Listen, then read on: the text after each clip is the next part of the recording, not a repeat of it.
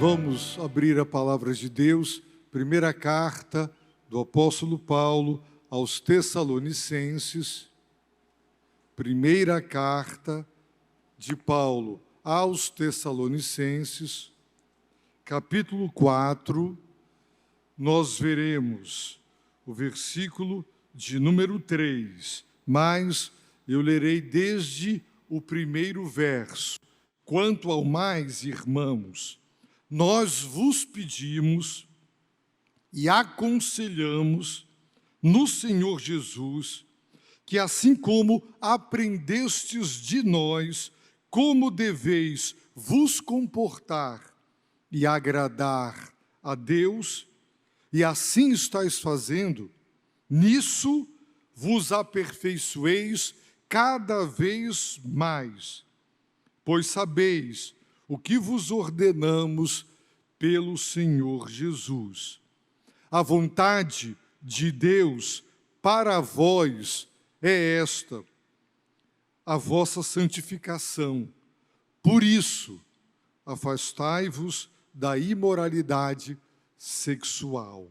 Queridos irmãos, a carta de Paulo aos Tessalonicenses tem a sua primeira seção, a sua primeira parte, mais doutrinária.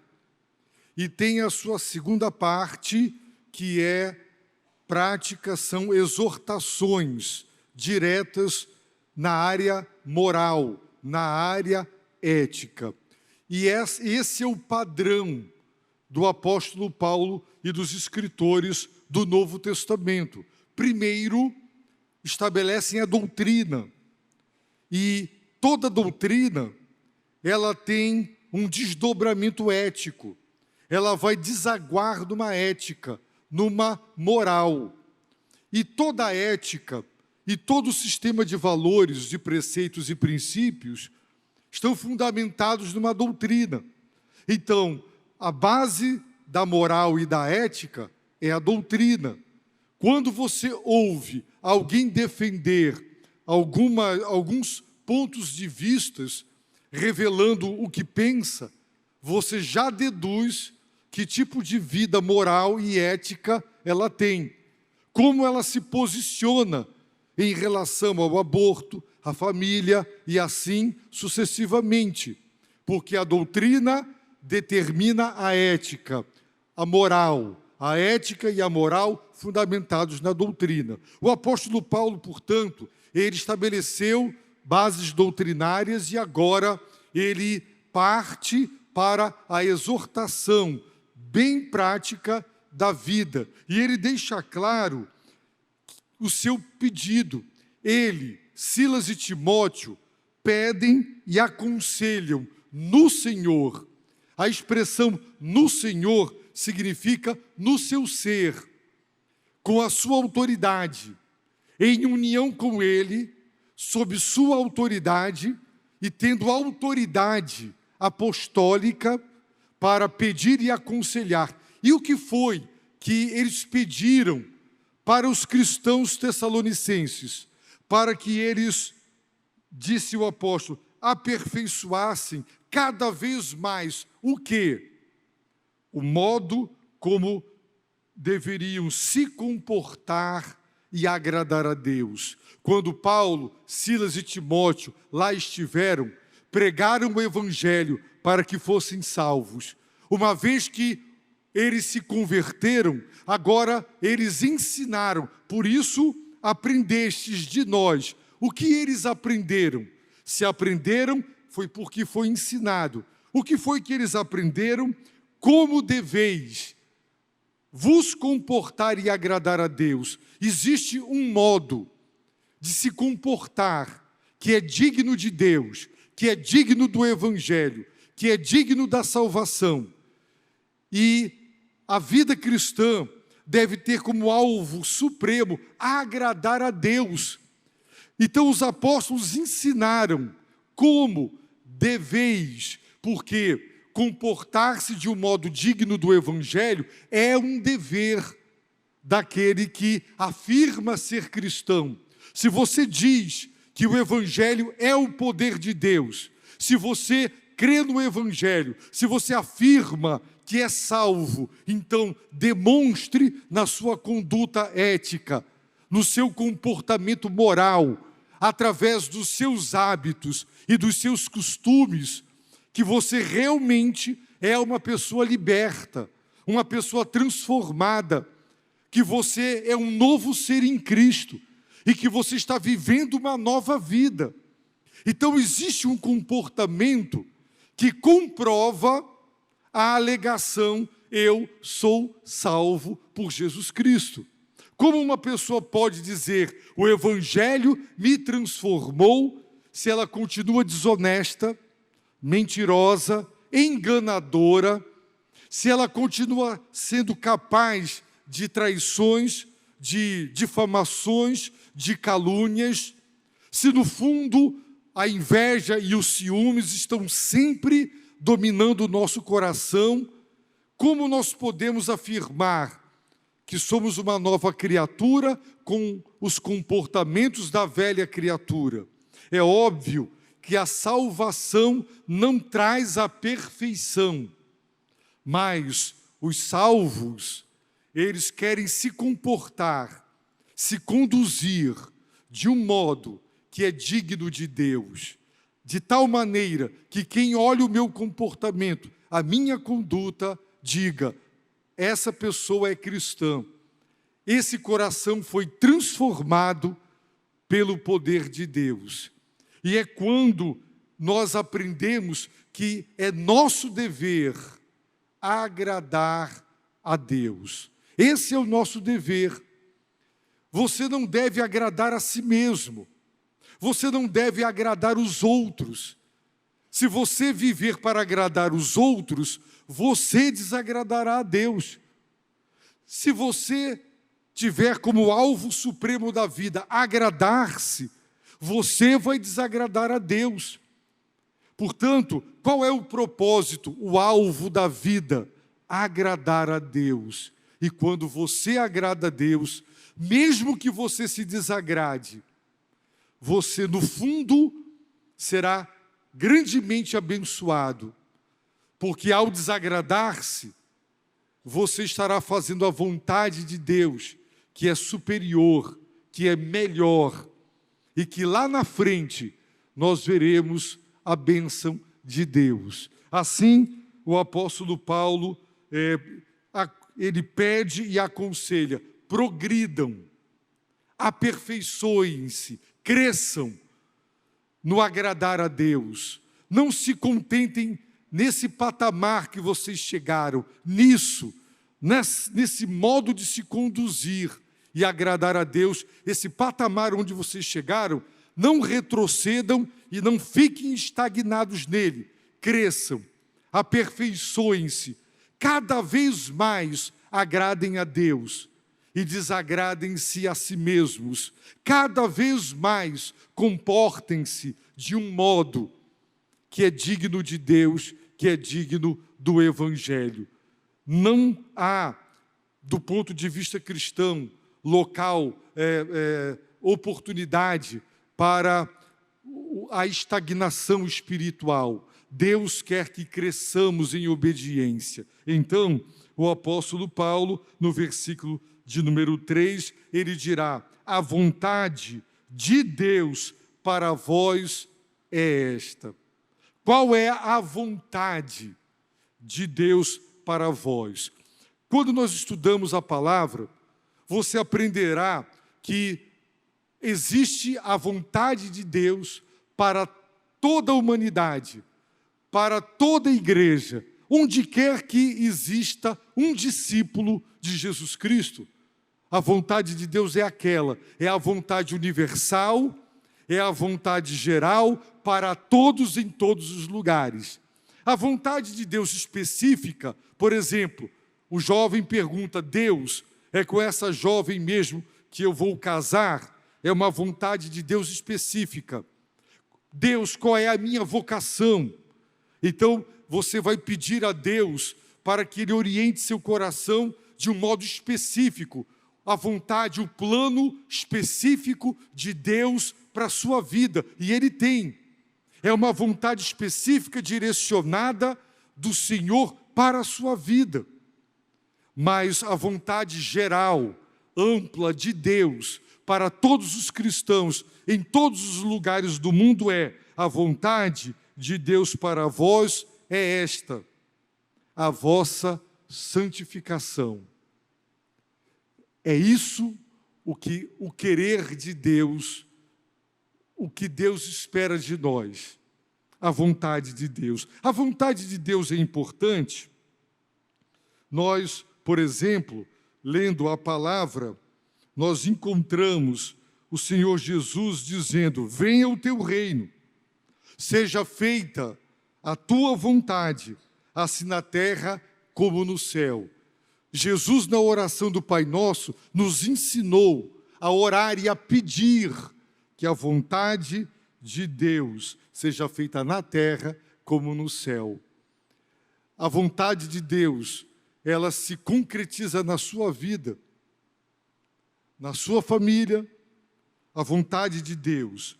Um pouquinho mais à frente, o Senhor Jesus Cristo continua falando sobre isso. E ele disse: nem todo o que me diz Senhor, Senhor, entrará no reino do céu, mas aquele que faz a vontade de meu Pai, que está no céu. Quem entrará no reino do céu? Aquele que aqui no culto ora e diz: Senhor, Senhor. Não, é aquele que faz a vontade de meu Pai. É esse que entrará no céu, no reino do céu. Aquele que obedece à vontade de Deus. Um pouquinho mais à frente, o Senhor Jesus Cristo, ele também falou para nós sobre a vontade de Deus. Disseram-lhe que imagine esse local superlotado. Não dá para entrar mais ninguém. Maria e seus filhos com José foram procurar Jesus. Na opinião deles, ele estava fora de si. E foram procurá-lo e disseram para ele: tua mãe e teus irmãos estão lá fora querendo falar contigo. E ele estendeu a mão na direção dos discípulos e perguntou: quem é meu pai, minha mãe e meus irmãos? Não é? E então, ele, apontando com a mão para os discípulos, ele disse: aqui estão minha mãe e meus irmãos, pois quem fizer a vontade de meu Pai, que está no céu, este que faz a vontade de meu Pai, que está no céu, é meu irmão, minha irmã e minha mãe. Então, observem o quanto a questão da vontade de Deus é da máxima importância.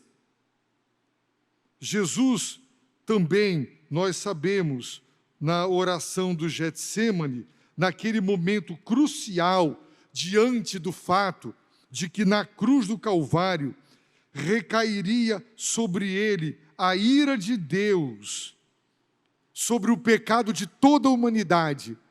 Jesus, retirando-se, mais uma vez orou: meu Pai, se não for possível afastar este cálice sem que eu o beba, seja feita a tua vontade. É quando nós não queremos, o nosso coração não gostaria de um resultado, de passar por uma aflição, mas Deus assim o quer. E ele então confessa: seja feita a tua vontade. Meus irmãos, quem é que entra no reino do céu? Aquele que faz a vontade. E o apóstolo Paulo está dizendo: a vontade de Deus para vós é esta, a vossa santificação. Meus irmãos, a palavra de Deus nos ensina a respeito da salvação. A santificação faz parte da salvação. Ela não é toda a salvação. Quando Deus, pelo seu Espírito e pela sua palavra, nos visita, estando nós mortos por causa dos nossos pecados, e Ele nos ressuscita espiritualmente, Ele nos faz nascer de novo, Ele nos dá uma nova vida, Ele nos regenera. Ali começa a salvação, a regeneração, a nova vida. Naquele momento, Deus nos justifica. A justificação é quando Deus nos declara inocentes, perdoados e absolvidos, com base no sacrifício do seu Filho. É quando Ele nos reconcilia. Estávamos afastados de Deus, inimigos de Deus, e Ele nos reconciliou. Éramos escravos do pecado, das forças espirituais do mal e do mundo, mas Ele nos redimiu, Ele pagou o resgate, Ele operou em nós redenção, a libertação, mediante o pagamento do resgate, quando na cruz do Calvário Ele entregou o seu Filho por nós. Ali Ele nos adotou como seus filhos. É assim que começa a salvação. É uma obra exclusivamente de Deus. Você não contribui com nada para nascer de novo, para ser justificado, reconciliado, redimido. Mas após esta obra inaugural da salvação, por isso Paulo diz, aquele que começou em vós a boa obra, a obra da salvação, Ele irá consumá-la. Então começa a santificação. Enquanto nesta primeira etapa da salvação é uma obra 100% de Deus, só Deus é quem opera. A santificação não. A santificação, ela exige a participação humana. Quem santifica é Deus, mas Ele santifica aquele que busca santidade. Por isso Paulo diz, a vontade de Deus para vós é esta, a vossa santificação. Você é em Cristo santo. Por isso as cartas, quando Paulo se dirige aos crentes, ele chama os crentes de santos, porque foram separados para Deus. Mas nós precisamos de santificação. É um processo a santificação, através do qual Deus está transformando o nosso caráter, a nossa conduta e o nosso ser, para que cada vez mais nos tornemos semelhantes ao Filho de Deus. Esse processo, ele será finalizado no céu. Na vida de muitos crentes, esse processo está adiantado, porque pelo poder do Espírito, da oração, do jejum, da palavra, da comunhão do corpo de Cristo, tem crentes que estão realmente buscando se livrar do mal, da insubmissão, do pecado, do mundo, e o Senhor os está santificando cada vez mais. Cada vez mais eles querem Deus e cada vez mais querem um mundo. Cada vez mais querem parecer com Cristo e não consigo mesmos. É um processo em que você gradualmente vai se tornando semelhante ao Filho de Deus, porque este é o alvo da salvação, é resgatar a imagem de Deus que foi danificada pela queda, é resgatar esta imagem. Imagine alguém cujo semblante está totalmente deformado por um desastre, por uma queimadura. Imaginemos que depois de umas 50 cirurgias, os cirurgiões tivessem a capacidade de restaurar aquele semblante. A cada nova cirurgia, você diria, você está cada vez mais voltando a se parecer com o que você era. Mais uma cirurgia e você percebe um progresso. E à medida que as cirurgias vão sendo feitas, você vai percebendo que o semblante daquela pessoa está voltando a ser o que era.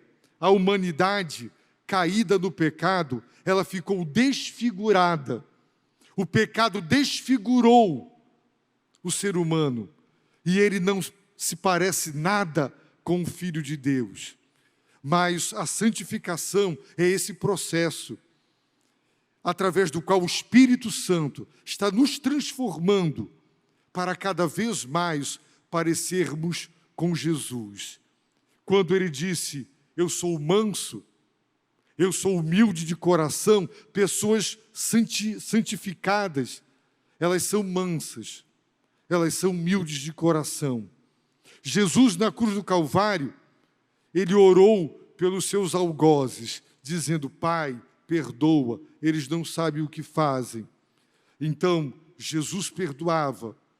Nós precisamos parecer cada vez mais com Ele. Ele disse, a minha comida é fazer a vontade do Pai. A minha comida é completar a sua obra. Pessoas parecidas com Jesus focam na vontade de Deus e dizem, o que me alimenta é obedecer à vontade soberana de Deus. O que me alimenta, me nutre, é fazer a obra dEle. Então, a vontade de Deus para vós é essa, a vossa santificação. Deus quer que eu e você sejamos cada vez mais santos em todo o nosso procedimento.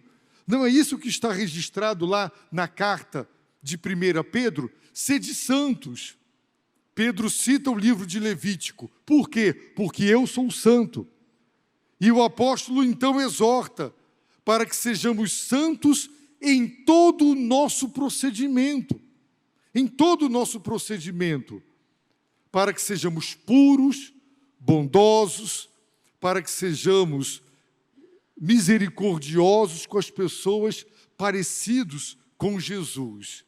Então o apóstolo Paulo, ele faz uma exortação. Por isso, por essa razão, por essa causa, porque Deus quer, porque a vontade de Deus é a vossa santificação, por isso, o que vocês devem fazer? Afastai-vos da imoralidade sexual, porque ninguém será parecido com Jesus.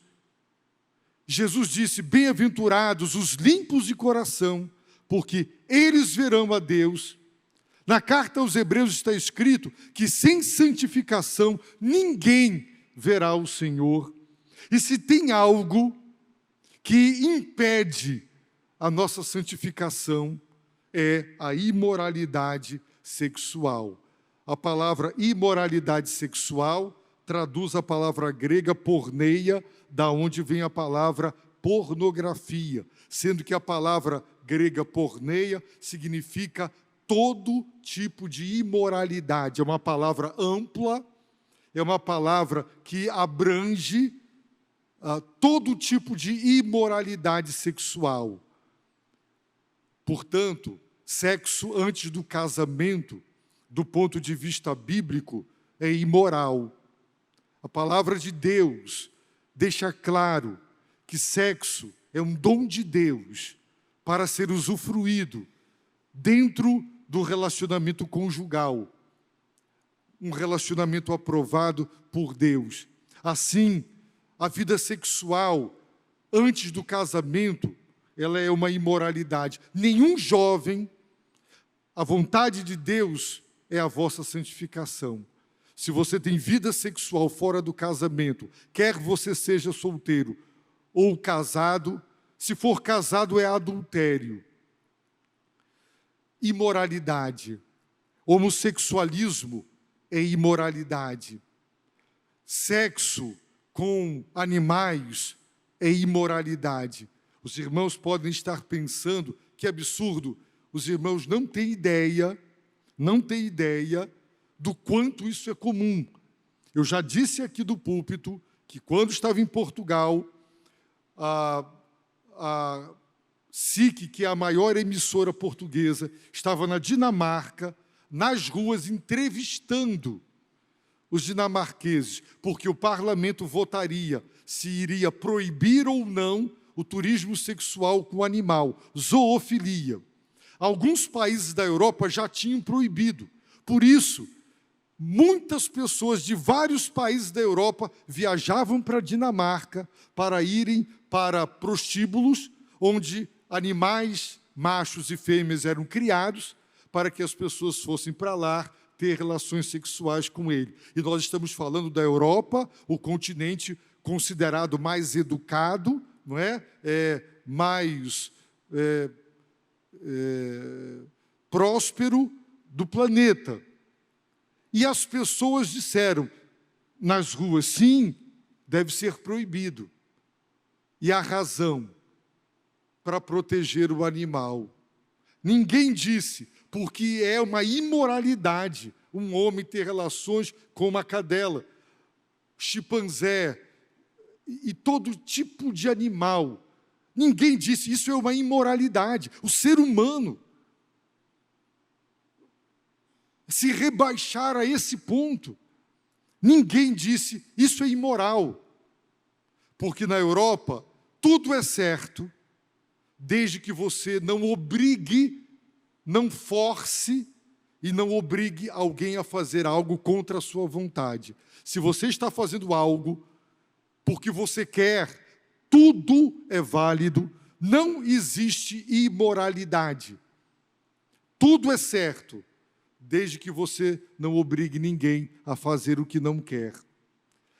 Nos tempos do apóstolo Paulo, a cidade de Tessalônica, a cidade de Corinto, eram cidades, meus irmãos, de elevadíssima prostituição e imoralidade. Os cultos às deusas pagãs, romanas e gregas, eram cultos marcados por relações sexuais e prostituição.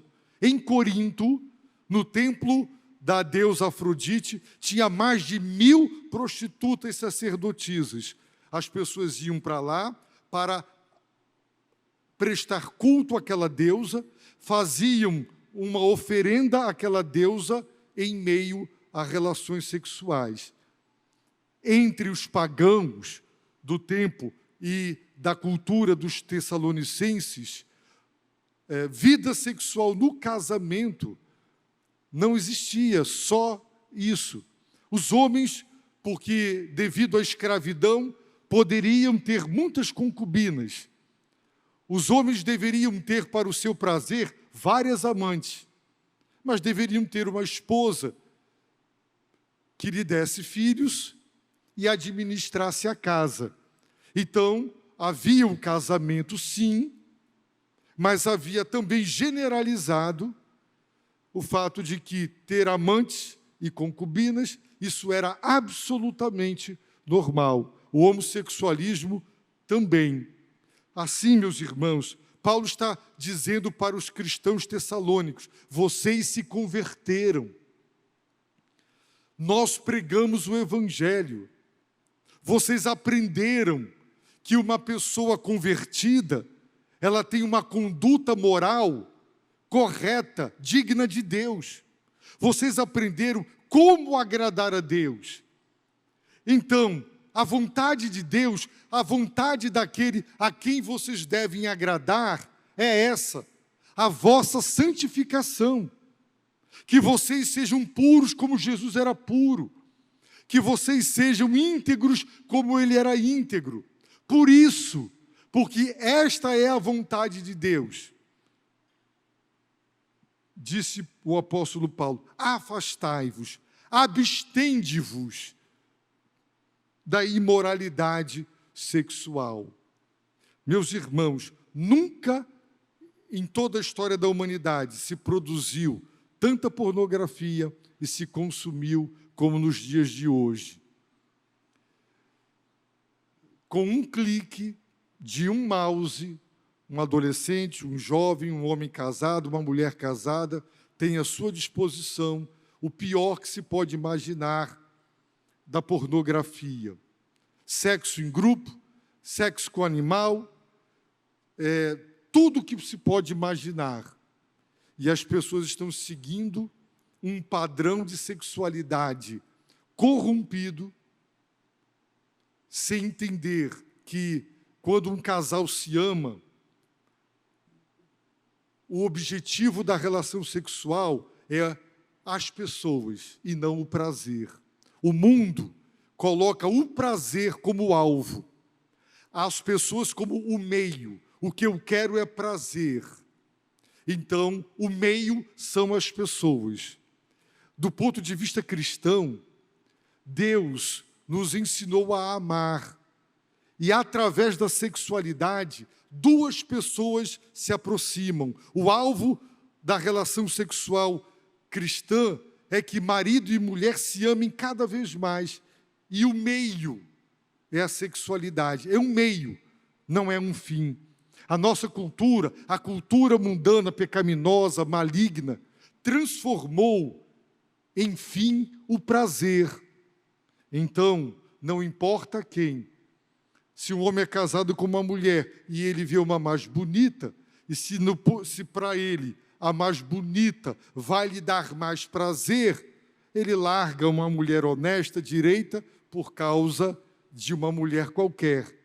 Um homem larga a sua esposa, a mulher larga o seu marido, e nós estamos vendo lares destruídos por infidelidade, nós estamos vendo jovens vivendo vidas promíscuas, e depois que casam, não conseguem ser fiéis, porque já viveram uma vida de promiscuidade, e depois que um jovem, ou uma jovem, tem relação sexual com pessoas diferentes, depois não conseguem mais, é com muita dificuldade que aprendem a conservarem-se fiéis ao seu cônjuge. Então observem o quanto é danoso para a vida matrimonial, para a vida cristã, a imoralidade sexual. E a sexualidade, irmãos, ela é forte. E já se fala que todo poder corrompe. Quanto maior o poder, maior o seu poder de corromper. A sexualidade, ela é forte. E ela precisa ser domada. E só o Espírito de Deus, controlando o nosso ser, é quem vai santificar a nossa sexualidade, para nós aprendermos a glorificar a Deus com o nosso corpo. Qual é a vontade de Deus para nós? É a nossa santificação. É que nós sejamos puros de coração, limpos de coração, íntegros, retos e fiéis. Por isso, por essa razão, afastai-vos da imoralidade. Jovem, irmãos, é uma tentação a pornografia. O número de pessoas que, pelo menos uma vez, ou algumas vezes, já tiveram contato, é muito grande. A sexualidade é muito forte, a atração é muito forte, e a falsa ideia de que você se satisfará, mas está provado que a pornografia, ela não sacia, ela vicia, ela escraviza, e você precisará consumir mais pornografia. Os exames, os psiquiatras, leiam a esse respeito, os psiquiatras fazendo tomografias e ressonâncias do cérebro, provaram, já e comprovaram, que a área do cérebro dedicada e que revela o prazer, quando em contato com a pornografia, produz sensações mais fortes do que a própria cocaína e do que as próprias drogas. O que libera toda a química do cérebro e do nosso corpo, que é provocada com a pornografia, produz uma sensação muito forte de saciamento, que é temporário. Só que aquilo, o nosso cérebro chega um momento em que, como a droga, aquilo ali não satisfaz mais. Então você precisa de algo mais. E cada vez de algo mais. E a pessoa vai cada vez mais afundando nesse lamaçal de escravidão, sem conseguir se libertar. E não tem homem que seja fiel à sua esposa se consumir pornografia. Não tem mulher fiel ao seu marido se consumir pornografia. Não tem jovem que conseguirá esperar o casamento se consumir pornografia. A fogueira, ela está acesa. Se você jogar gasolina na fogueira, ela vai arder ainda mais. A vitória sobre o controle não está em saciar com pornografia, está em submeter a nossa sexualidade ao Espírito Santo de Deus. E quanto mais você ora, quanto mais você lê a palavra, e quanto mais você jejua e busca, você sente a pureza de Deus. E você começa a sentir nojo e repulsa daquilo que antes te atraía. Porque Deus é santo. E quanto mais a santidade de Deus estiver no seu coração, mais você repudiará aquilo que entristece o Espírito Santo. Assim, meus irmãos, por isso, afastai-vos. Deus quer que nós sejamos santos. Por isso, afastemo-nos. Toma cuidado. Se você não tem maturidade para ter internet, desliga essa internet. Se o teu olho te faz pecar, arranca. Como é que você arranca o olho? Você enfia o dedo aqui e joga fora e ainda pisa o teu olho? Não. Para de olhar. Não é?